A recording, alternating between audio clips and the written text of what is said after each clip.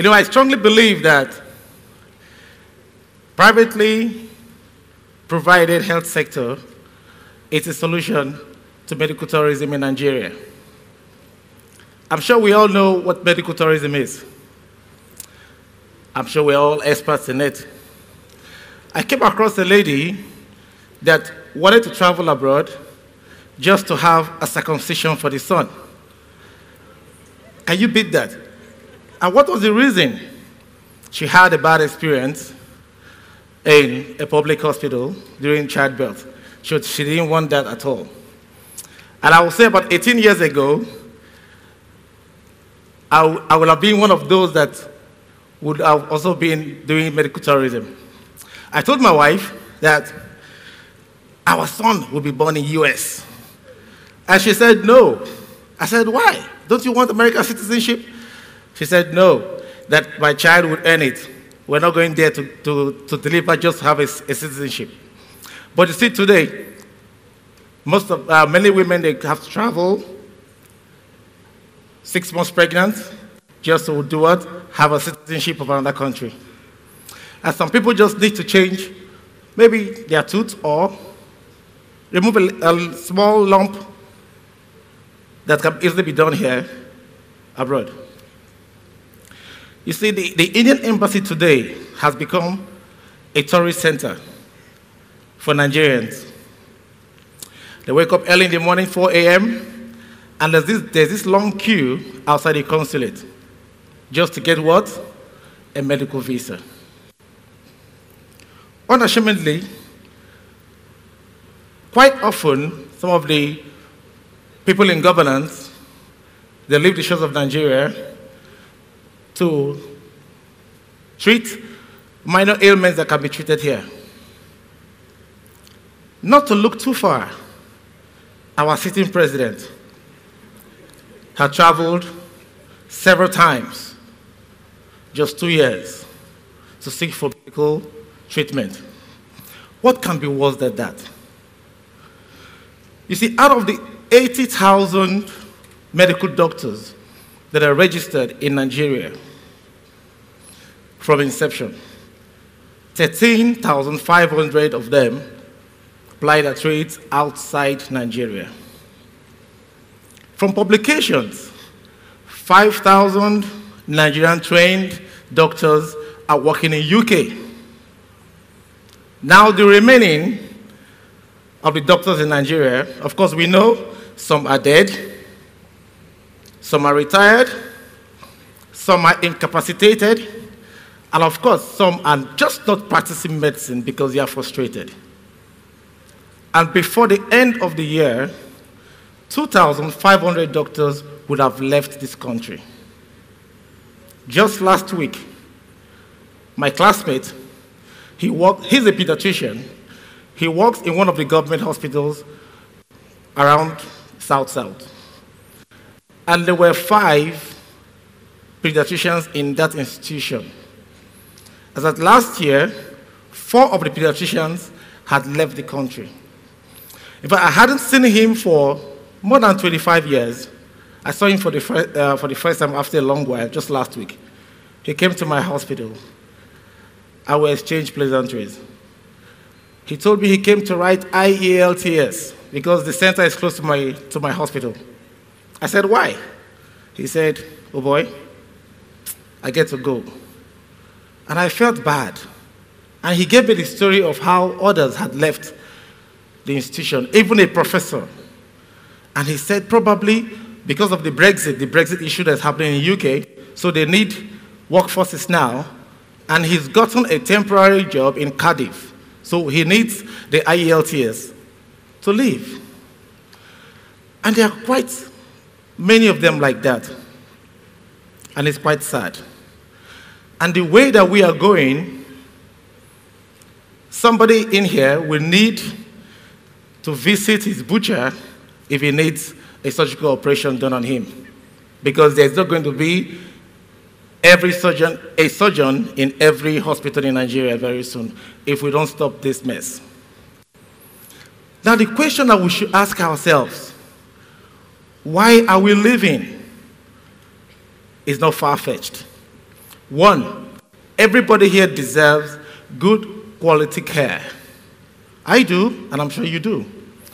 And you will agree with me that in most of the Nigerian hospitals today, that the quality of care that we render to our patients most times is not commensurate with the pay that the money we pay for the services. Therefore, some people will prefer, let me use this hard-earned currency of mine, go somewhere abroad to get the quality of care. Now the question again is, why do doctors leave if patients are leaving?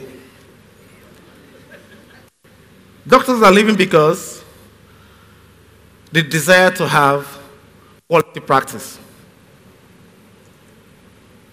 I am a laparoscopic endoscopic surgeon as well. I'm a urologist. I finished my fellowship program in the West Africa College of Surgeons, and I just didn't like the way we practice medicine here. So I left this country, went abroad, spent some time, developed skills in laparoscopy and endoscopy. Laparoscopy is when we make pinholes in the abdomen with the help of instruments, light source and camera. We look inside the abdomen using the monitor externally. So you don't need to cut the patient open. We don't need to. So the benefit of that is patient recovery is faster, less pain. The patient leaves the hospital like 24 to 48 hours. And most importantly, I am happy that my patient is well and happy. So if I didn't get the required equipment to come back to this country, where of course I won't even see the equipment here to work with. We have power problems. I would have been frustrated and I would have joined my colleagues, left the country. So I came back with some few instruments which I'm practicing now. The other reason why people leave is what? Quality of life. That's another major reason why doctors are leaving as well. Quality of life. Look at today's minimum wage, $50 in a month, minimum wage. And a doctor in the United States or Canada, they live very well. So that's another reason why doctors leave. If we ask ourselves, how do we solve this problem? I would say that the private healthcare sector is a key. Why is it a key? It provides room for professionalism. In the private sector,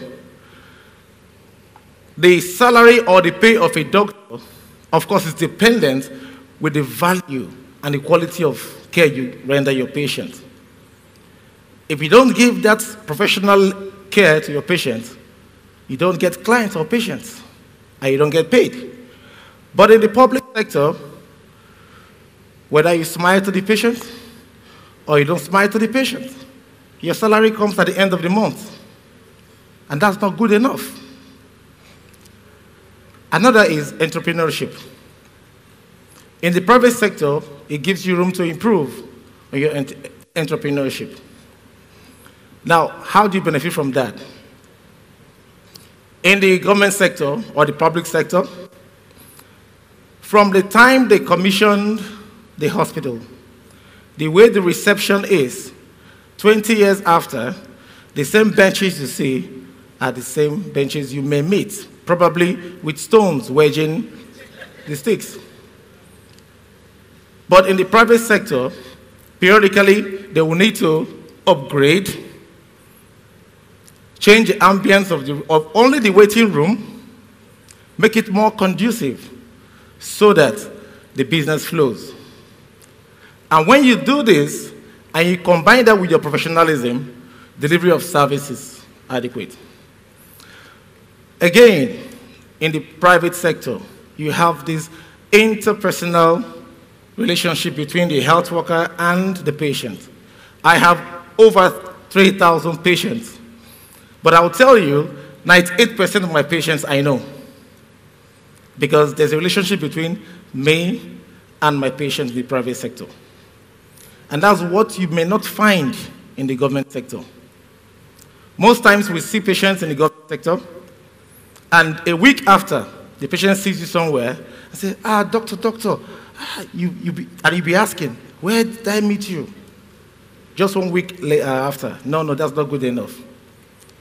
But it's important for us to understand that the private sector cannot stand alone. Can't work alone. It needs good legislation from the government to prevent quackery and sharp practices. They need to make proper laws to guide the way the hospitals run. Also, regulation from the Medical and Dental Council of Nigeria, as well as the government. They need to regulate the way hospitals practice in this country.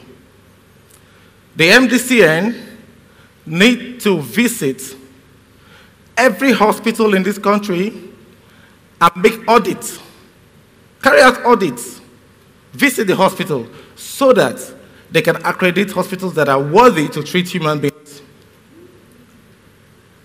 And again, I would say that the MDCN, I had met the registrar of MDCN recently at Abuja, and I told him that the way to stop medical tourism is we need to relax the stringent rules and laws against medical advertisements. If you do not tell people in this country what you can do, they will never find you, and they will keep jetting out of the country. When I went out, came in, we started with just one cheap camera, one cheap as a CHIP, one cheap camera with LG television monitors and a Chinese, sorry that I mentioned Chinese, they do good quality products too, and a Chinese diatomy machine. They were cheap, but we worked. We started. We were using water, sterile water, as our irrigation fluids. Until recently, we started using the saline, so we resect the prostate using bipolar saline. Today, we are using the 3-chip camera that separates colors very well, high-definition camera. And it's important that we start. We cannot just wait until we get everything, because there's a quest to reduce medical tourism. And today we've done over 400 endoscopic surgeries, and we're happy that patients are happy.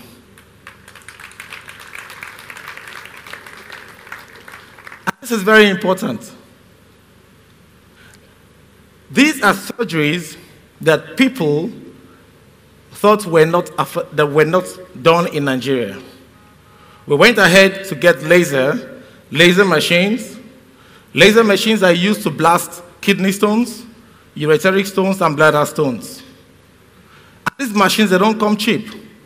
So we need what we call the private partnership or private-public partnership. That is what we drive the medical health sector, so we can rewrite the narrative and reframe the medical sector in this country.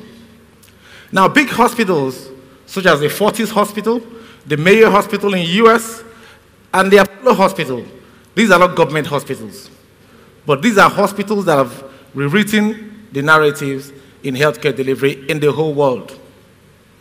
Now, when there's a government-private partnership, the best way it works is this. The government has lesser share equity than the private. Because if the government gives up to 60–70% shares, there's an overburden or overriding of the government in the institution, and it fails. From what we have seen in Africa, it fails. So most times, the private sector will get the businessmen and all other people that are willing to invest in the health sector. Then the government comes in as a regulation. Now, having said this, I'll just give you a little story. Nobody told me to be a doctor. I had always wanted to be a medical doctor. From the time I remembered or I was aware of my environment, maybe age 5 or 6. I remember till today, my mother would tell me that as a kid, I used to administer paracetamol and vitamin C to her livestock, chicken and goat whenever they were ill. But if it made them got better, I do not know. But I was doing that. And it spurred me into what I am today. And it's very important to state that the ties that bind me and Nigeria are so strong that I love this country. My contemporaries have left. Most of them have left the shores of this country, but I don't blame them. But for me, I just feel I can't leave because we need to change this country health-wise. We need to develop this country health-wise. We need to do the things that are done internationally here. Whenever I go abroad to join my colleagues in surgeries, they oftentimes ask me, how do you learn this? Do you do this in your country? I said, yes, we do. They say, really? Wow. So that is it. And we should always, in the private sector, go into trainings and retrainings. By December, I will be in Kent, in Maidstone Hospital, where we're going to do some kidney stone surgeries. I would like to say that private sector-driven health system is the way to end medical tourism. Now, this is just an endoscopic video of prostate surgery. Don't be scared, it's not an open surgery. We're doing this through a pinhole, and this patient, after prostate surgery, we walk out of the hospital the next day, and we go to work after a week. There is no cost anywhere, and people will ask, are you sure you had surgery? Okay, this is laparoscopy. This was done in Port Harcourt. It's not internet or whatever. I was doing a laparoscopic gallbladder surgery, and the patient left the hospital the next day. This patient was billed to have traveled to the US, but somehow it found her way down here. Thank you very much.